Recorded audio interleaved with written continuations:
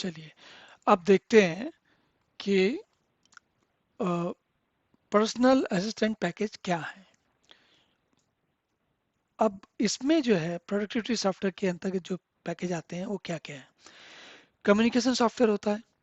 तो communication software क्या होता है? इलेक्ट्रॉनिक मेल भेजना, फाइल भेजना, इंटरनेट से जोड़ना, फैक्स भेजना, ये सब कम्युनिकेशन के सॉफ्टवेयर हैं। डीबीएमएस क्या होता है? डेटाबेस मैनेजमेंट, मतलब जो जानकारी आपके व्यापार में आ रही है उसको व्यवस्थित तरीके से डेटाबेस में डालना और उसको उस पर कार्रवाई करना, उसको निकालना, उसको पढ़ना, उस पर लिखना, ये सारे काम डेटाबेस मैनेजमेंट सिस्टम के होते हैं।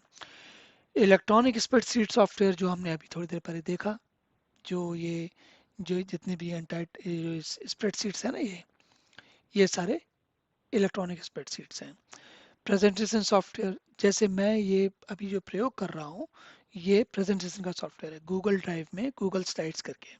तो इसमें क्या हो रहा है, देखिए जैसे इसमें क्या होता है, इसकी ये प्रेजेंटेशन का जो सॉफ्टवेयर है उसकी खासियत होती है, इसमें आसानी से आप इस तरीके के चित्र बना सकते हैं, ये बना सकते हैं, अपना बड़े फॉन्ट में लिख सकते हैं, इमेज में बना सकते हैं। तो ये देख रहे हैं आप, ये अलग अलग तरीके से आसानी से बन जाता है। तो ये प्रेजेंटेशन सॉफ्टवेयर कहलाता है, जिसमें आप अच्छे सुंदर चित्र और बड़े बड़े फॉन्ट में काम की जानकारी लिख के बता के करते हो। इसी तरीके से अकाउंटिंग सॉफ्टवेयर होते हैं। अब ये जो अकाउंटिंग सॉफ्टवेयर होते हैं वो, जैसे जनरली मुझे जो याद आता है वो क्विक बुक्स है या टैली है। इन दोनों में क्या होता है कि आपने क्या सामान कितने से खरीदा, कितने में खरीदा, कितने को बेचा, इस तरीके की जानकारी बड़ी आसानी से, और उसमें से क्या टैक्सेबल है क्या नहीं है, ये सारी चीज़ें उसमें आसानी से आप तैयार कर सकते हो।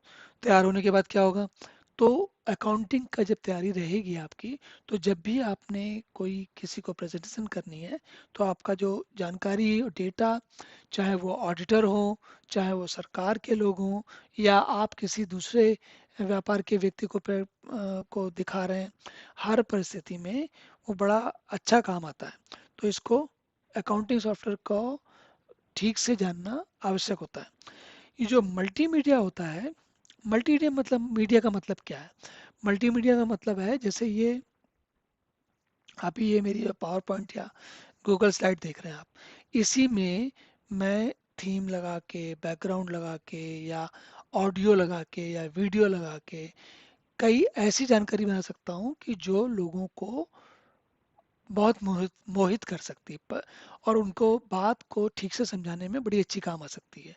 तो इस मल्टीमीडिया का मतलब है ऑडियो, वीडियो, टेक्स्ट, प्रेजेंटेशन, सब कुछ मिला के, ध्वनि भी साथ में, वीडियो भी, डेटा शीट भी, एक्सेल भी, सारी मिला के, जिससे कि जितने भी संभावनाएं हैं सारी का प्रयोग करके हम सामने वाले व्यक्ति को आसानी से समझा सकें। जो ये डीटीपी सॉफ्टवेयर है, डीटीपी सॉफ्टवेयर का मतलब होता है, तो किताबें बनाने के लिए, डेस्कटॉप पब्लिशिंग करने के लिए अ, कुछ ऐसे विशेष सॉफ्टवेयर आते हैं जो कि खास करके किताबें बनाने के लिए ही बनाए होते हैं। जैसे एडोबी का, पहले, आजकल तो पेज मेकर नहीं है, पर एडोबी इन डिज़ाइन है, या फिर पहले पेज मेकर करके हुआ करता था, अभी भी वर्ड परफेक्ट या वर्ड, माइक्रोसॉफ्ट वर्ड है। तो ये जो है, इन इन प्रोग्राम्स में, इन एप्लीकेशंस में एक बड़ी अच्छी बात होती है कि किताबों में जैसे कि लगातार टेक्स्ट चलता रहता है, या फिर उसमें ग्राफिक्स भी आ जाती है, चित्र भी आ जाते हैं, तो उसका संयोजन आयोजन बड़े आसानी से किया जा सकता है। और जैसे क्या होता है, कैलेंडर, न्यूज़लेटर, ब्रोशर, इन सब चीज़ों को बनाने के लिए ये जो डीटीपी के सॉफ्टवेयर हैं, ये बहुत काम आते हैं। तो आजकल दुनिया थोड़ी गड़बड़ हो गई है, पर फिर भी माइक्रोसॉफ्ट वर्ड या पावर पॉइंट या एडोबी पेज मेकर या कोरल ड्रॉ, या इन सब को मिलाकर, और एडोबी एडोबी पेज मेकर के अलावा एडोबी इन डिज़ाइन, इन सब का प्रयोग करके, या लेटेक्स, तो ये कई सारे ऐसे हैं जिनको कि अलग अलग, जैसे आपको केमिस्ट्री, मैथमेटिक्स, इसकी बुक किताब बनानी है, तो वो आज भी शायद उसका लेटेक जो है वो सबसे अच्छा सॉफ्टवेयर माना जाता है। और लेटेक किस लिए? डीटीपी के लिए। तो और इन सब का प्रयोग इसलिए आवश्यक होता है क्योंकि कार्यालय के काम में कई बार कभी कभी अचानक ऐसी ज़रूरत आन पड़ती है।